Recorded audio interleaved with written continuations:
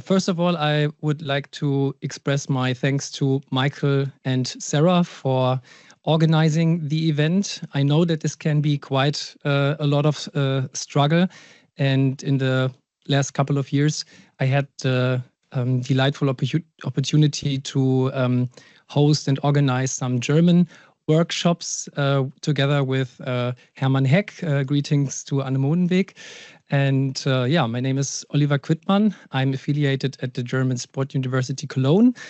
And since I did quite a lot of review activities concerning the articles around maximum lactate accumulation rate, I had to smile a couple of times because several of my own ideas about how to develop this parameter were actually confirmed by you. So that's a great thing.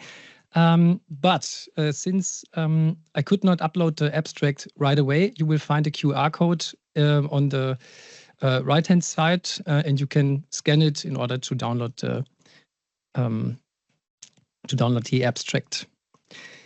I was not in time for this abstract due to a certain reason, because I did not know that the other groups, greetings and congrats to the other groups, Jamie and colleagues, Henning and colleagues, to successfully accept the review articles. I'm still under review, so I'm still waiting for the acceptance letter. But hopefully in the next couple of weeks and months, I can prepare a revision. So with everything I say, if there are papers missing that you find interesting or that I need to add, I have still the chance to do this in the revisions. Before I start, I have to mention that our group, unfortunate, or I have to apologize for introducing another type of abbreviation, so it will be interesting to discuss. So we introduced CLMX, and the reason is the following. We believe that V, especially in terms of exercise science, represents velocity. And since there is a change in concentration, we believe that the change, the rate of change of concentration, and in several author guidelines, C represents concentration, aside from the speed of light, obviously. But this is why I use this type of abbreviation in the slides to come. So within my review article, I summarized the findings of 48 articles, and you can see all these different articles here. Again, Jamie, I had to laugh because I also did an analysis on the affiliations, and the German affiliation distribution changed from over 90% to less than 60%, I think, which is a great thing, that everything becomes more internationally recognized. So thanks again for opening the floor for international collaboration.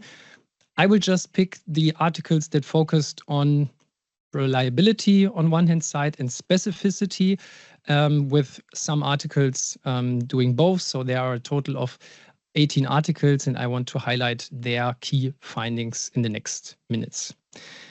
Since reliability has been mentioned by several colleagues, I will just briefly talk about reliability, but it has to be mentioned that it has already been assessed in several different sports. And if we take a look at the ICCs, we almost in all cases see reliability demonstrating good to excellent reproducibility values. I just want to highlight a few aspects that might be interesting to see when does reliability lack, so that we can learn from it and build upon it and try to improve it in the months and years to come. So a very interesting and very extensive study of Corinna Wawa and colleagues, if you are listening, greetings. She did, and her group obviously, did studies in running where they compared non-motorized treadmill data from running on the track. And it was found that non-motorized treadmill data was less significant than the track data. And interestingly, there were similar between a fixed duration in comparison to a fixed distance that my group used. Interestingly, Harnisch and colleagues found a lower, or one of the more moderate reliability, which might be due to several reasons. One could be the measuring side. They used a portable analyzer on the fingertip, which might be more prone to sweat contamination. And it could be that the frequency of measurements post-exercise, there were 2 minutes, it was less reliable. Interestingly, a Japanese group also used a portable analyzer, but they determined an excellent reliability. And this can be quite interesting for practical terms, because it demonstrates that if you do a double determination, so every single collection, they used a double collection or double assessment. And this is a way probably where you can improve the normally the accuracy is about 0.4, which is quite high, so a lot of deviation in it, but measuring on the fingertip and measuring with a portable analyzer might be not as effective. So in conclusion, as already mentioned, as a summary, we find good to excellent reliability in most of the previous works and the previous modalities that have been assessed. If we come now to the topic of specificity, I cover this in 2 bits. One is the comparison of different modalities, and one is the comparison of females and males, even though they are more than just 2 sexes. But several studies reported differences, and I will show you these in the next minutes. So the 6 studies that I personally found that compared these different modalities found that cycling attained higher values in comparison to isokinetic strength testing, as Nico already mentioned. On the track, we find slightly higher values for CLMX compared to a non-motorized treadmill. And in our group, we did a study where we compared cycling against hand cycling and running. And we found that hand cycling was lower than cycling and running was higher than conventional cycling in competitive triathletes. In both of these studies, we did not find any correlation between the 2 modalities. So again, it seems to be highly specific. And this specificity was also found in a single case study where we just qualitatively found that wheelchair racing was lower than hand cycling than swimming, even though we should have standardized it for duration as well. Just recently, Benedikt and colleagues, the group of Billy Sperlich, found that even within a single exercise mode, you can find differences. So on-water kayaking was found to be higher compared to ergometer kayaking. So in conclusion, we see that CLMX, or maximum lactate accumulation rate, is highly specific to exercise modality, which can be due to different types of recruitments, the active muscle mass, passive lactate distribution, space, perfusion as well, and of course, muscle fiber typology, which can be assessed in future studies to come. There are also 7 studies that compared females and males, and I want to give you just a slight overview of these studies. So you can see the average values, the sample sizes, and also the effect sizes. And most of the time we find that females demonstrate lower values compared to males, usually in the realm of 0.1 millimoles per liter per second. But there are some studies that find even higher differences. For example, the just mentioned a study in kayaking, in canoe polo players. We have a very, very high difference between females and males.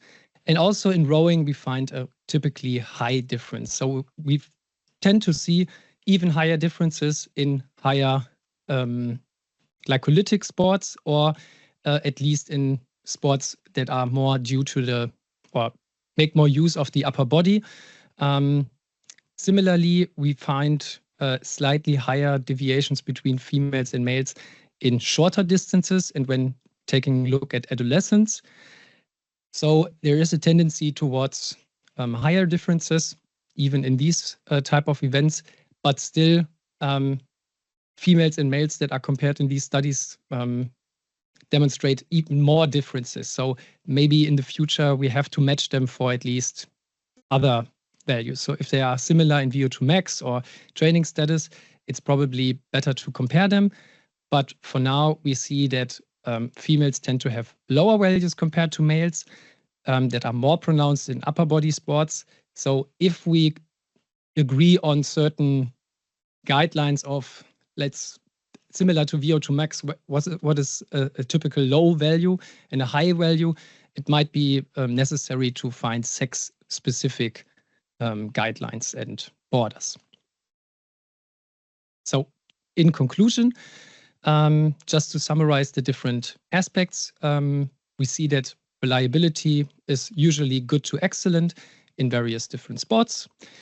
We also see that it is highly specific. So in certain sports, it's necessary to use a modality that is closest to the one that is of interest.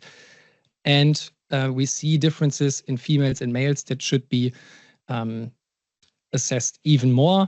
In my review, I summarized all the participants in all of the studies, and females were like less than 21% of the whole sample size. So recently, there have been studies that had an equal distribution of females and males, or even just females. So I encourage every group to also include females or to exclusively take a look at female athletes. And with that, I like to close my presentation. And again, if you want to have the abstract, you can scan the QR code. And if you are interested in the slides, or if you want to get in contact, feel free to send me an email. Thanks for your attention.